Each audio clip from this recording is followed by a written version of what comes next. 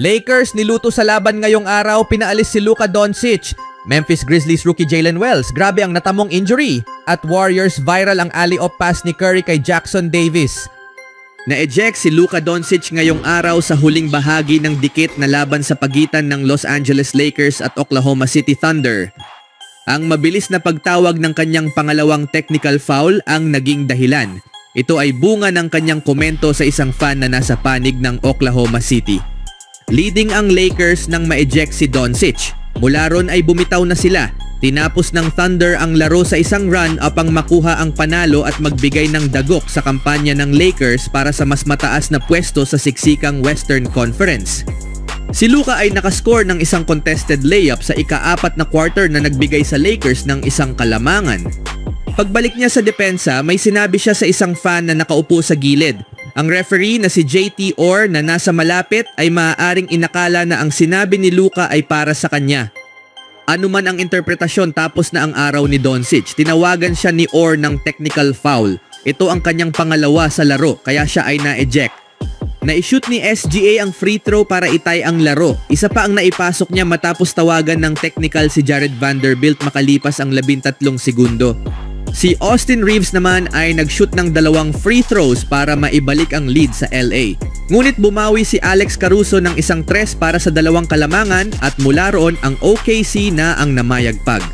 Nakipagpalitan ng mensahe si Dave McMenamin ng ESPN sa fan ng Thunder na siyang kinausap ni Doncic. Siya ay si Jeremy Price. Ibinahagi ni McMenamin sa social media ang tugon ni Price. Ipinaliwanag ni Price na may palitan sila ng biruan ni Doncic. Habang nasa laro, binanggit ko na siya ay maliit at na-miss niya ito. Kaya siya ay tumalikod at nagsabi ng hindi maganda pabalik. Nagkataong nakita ito ni JT at doon siya tinawagan ng technical, sabi ni Price. Hindi nilinaw ni Price kung anong eksaktong salita ang naging dahilan ng ejection. Dagdag pa ni Price, maaaring inakala ni Orr na para sa kanya ang sinabi ni Luka. Hindi kinausap ni Orr ang media pagkatapos ng laro, ngunit nagsalita si crew chief Tony Brothers. Kumpirmado niyang na-eject siya dahil sa panlalait na inakalang para kay Orr. Ayon kay Brothers sa pool reporter, ang unang technical foul niya ay dahil sa pagmumura sa isang game official. Tungkol naman sa ikalawa, tumingin siya diretso sa isang referee at gumamit ng malaswang salita, sabi ni Brothers. Ang laban ay mahalaga para sa Lakers na lumalaban para sa top 4 spot sa Western Conference, ngunit natalo sila at bumaba sa standings.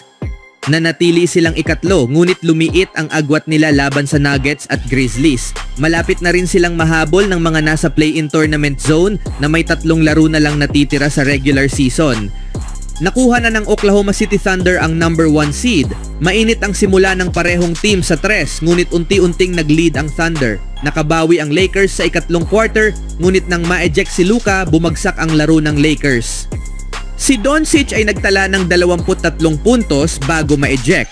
Pinangunahan ni LeBron James ang Lakers na may 28 puntos, habang si Reeves ay may 24 na puntos.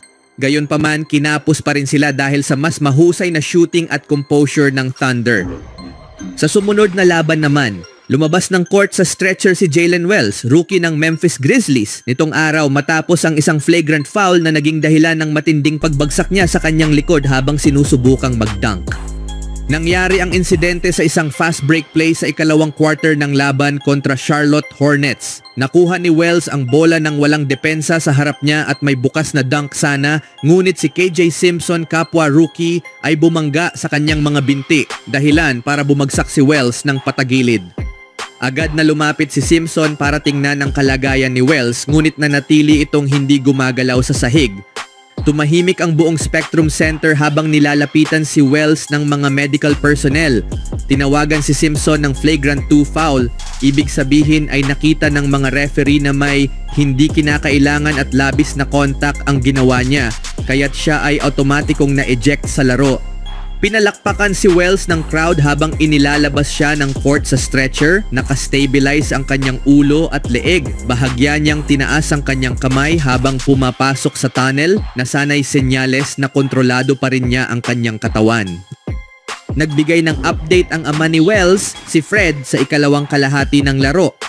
Ayon sa kanya, ang kanyang anak ay gising at alerto, ngunit may pamamaga sa pulso at mukha at may pananakit sa panga at likod. Isa sa ilalim siya sa X-ray at CT scan. Ipinagbigay alam din ni Shams Charania ng ESPN kalaunan na bali ang pulso ni Wells.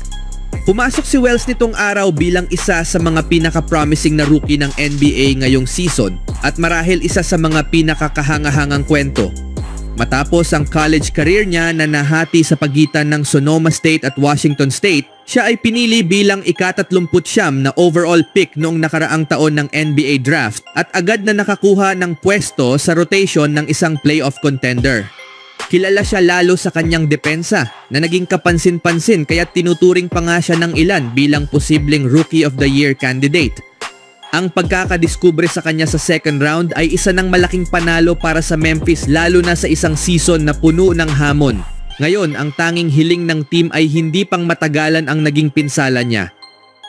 Sa huling laban, madaling tinalo ng Golden State Warriors ang Phoenix Suns ngayong araw upang manatiling kasali sa masikip na labanan para sa playoff sa Western Conference. Si Stephen Curry ay gumawa ng 25 puntos at si Brandon Podziemski ay nagdagdag ng 22 puntos. Sinisikap ng Warriors na makuha ang isa sa top 6 na pwesto sa West upang maiwasan ang play-in tournament. Sa kasalukuyan, tabla sila ng Denver Nuggets, Memphis Grizzlies at Los Angeles Clippers sa record na 47 sa 32 para sa ika-4 hanggang ika-7 pwesto. Agad na nag-lead ang Golden State sa halftime. Si Curry ay may 19 na puntos bago mag-break habang si Podziemski ay may 17. Umabot pa sa 41 puntos ang kanilang kalamangan sa second half. Ang Suns na may 7 sunod na talo ay halos tanggal na sa labanan para sa postseason.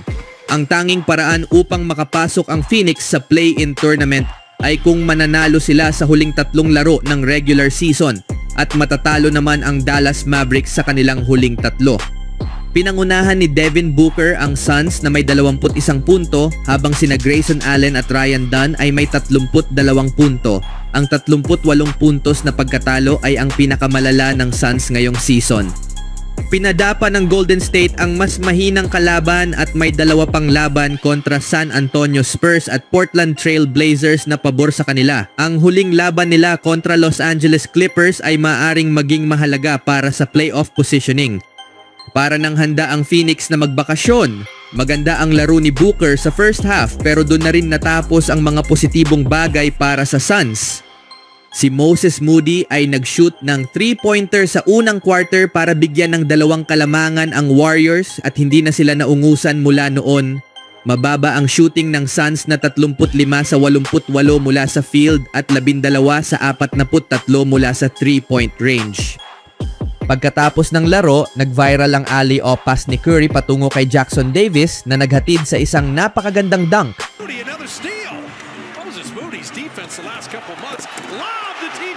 Sa susunod na laro, tatanggapin ng Warriors ang Spurs bukas habang ang Suns ay mag-host sa OKC Thunder. Ano ang masasabi niyo mga kaibigan?